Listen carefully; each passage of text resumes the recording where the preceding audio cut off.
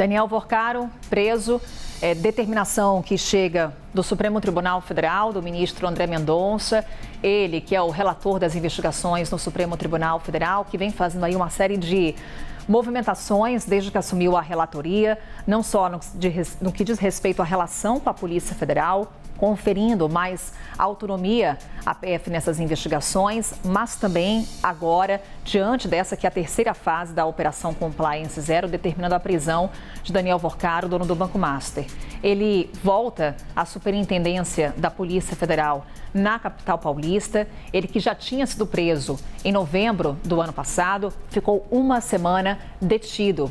Foi solto e utilizava tornozeleira eletrônica. Tem a reportagem já aqui no site da CNN, trazendo as últimas informações e confirmando que Daniel Vorcaro é um dos alvos dessa terceira fase da Operação Compliance Zero. Há ainda outros 3 mandados de prisão. Estamos aqui apurando nesse momento mais detalhes com relação a essa operação sobre quem são os outros alvos. Fora isso, há mandados de busca e apreensão, 15 pelo menos, que são cumpridos nos estados de São Paulo e também de Minas Gerais. Portanto, Daniel Vorcaro agora já estaria na Superintendência da Polícia Federal, na capital paulista. Daqui a pouquinho nossas equipes também estarão por lá, destacando essa movimentação. Defesa de Daniel Vorcaro, até o momento, não se pronunciou. Daniel Vorcaro, que é preso em São Paulo, nessa nova etapa das investigações que apuram suposta prática dos crimes de ameaça, corrupção, lavagem de dinheiro e invasão de dispositivos informáticos praticados por organização criminosa. Portanto, é uma operação que apura suspeitas de fraude no Banco Master. Prisão já foi cumprida pela Polícia Federal.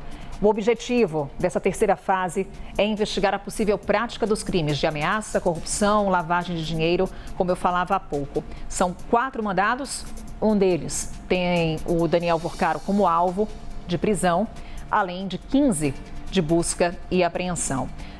Agentes também cumpriram ordens de afastamento de cargos públicos e sequestro e bloqueio de bens, no montante de até 22 bilhões de reais, com o objetivo de interromper a movimentação de ativos vinculados ao grupo investigado e preservar valores potencialmente relacionados às práticas ilícitas apuradas.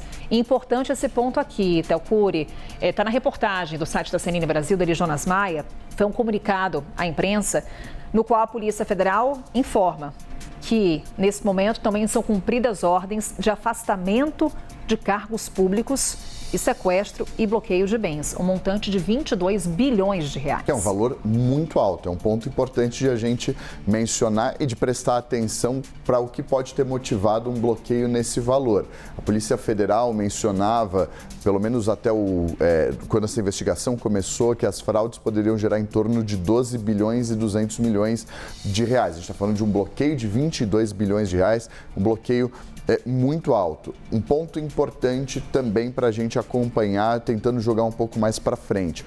Essa é uma investigação que foi prorrogada pelo ministro Dias Toffoli quando ainda era relator desse caso, atendendo a um pedido feito pela delegada Janaína Palazzo, responsável pela condução desse inquérito pela Polícia Federal. Ele determinou a prorrogação da investigação, atendendo a esse pedido da Polícia Federal, investigação que terminaria no final desse mês. Então, esse é um ponto importante, porque com a quantidade de material apreendido, a gente está falando aqui de 15 mandados de busca e apreensão, isso vai fazer com que necessariamente a perícia analise todo esse material, que se extraia os dados desses celulares, desses tablets, desses computadores e outros equipamentos eletrônicos, que a papelada captada, colhida pela Polícia Federal, seja analisada. Isso demanda um trabalho, pode fazer com que esse caso tenha novamente de ser prorrogado. Já havia essa expectativa de que o inquérito não seria concluído já no mês de março, como era a previsão inicial. Esse prazo ele pode ser sempre prorrogado, desde que justificado pela Polícia Federal e havendo a concordância do ministro responsável pela relatoria no Supremo Tribunal Federal. Então esse é um ponto importante, pode fazer com que haja uma nova solicitação por parte da Polícia Federal de prorrogação do inquérito. Para você que está chegando agora, é Daniel Vorcar, o dono do Banco Master, preso. Ele volta à prisão nessa que é a terceira fase da operação Compliance Zero. Theo Cury, determinação do ministro André Mendonça, do Supremo Tribunal Federal. Ele já está imprimindo um novo ritmo a essas investigações, ao andamento desse caso no Supremo?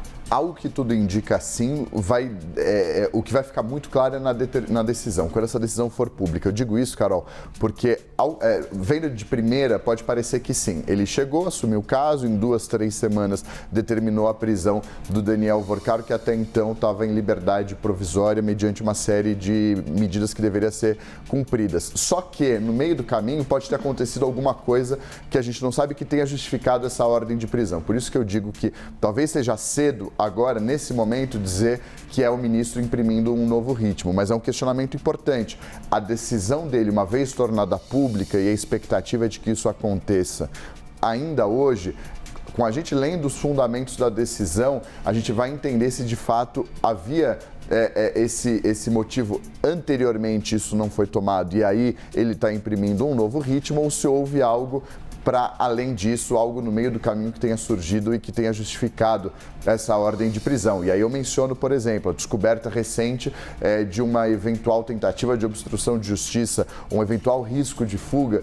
Tudo isso justifica a determinação de uma prisão preventiva. Isso não diz respeito se um ministro está sendo mais célere ou não, ou imprimindo um ritmo diferente do outro ou não. Então, ainda é cedo, talvez, para dizer se é uma nova forma de lidar do ministro André Mendonça. Isso tudo vai ficar muito claro quando a determinação dele for tornada pública. Lembrando que a expectativa é de que isso aconteça ainda hoje. Normalmente há um prazo para que o ministro torne pública, não há um prazo regimental, obviamente, mas o ministro costuma esperar toda a operação ser concluída pela Polícia Federal, essa comunicação ser feita, e não é formalmente, pode ser até informalmente, ao Supremo Tribunal Federal, dizendo, olha, tudo que foi determinado foi cumprido, já está tudo certo, dá um tempo, o ministro normalmente divulga a decisão dele e aí ajuda a entender esse contexto do que motivou e o que tem por trás.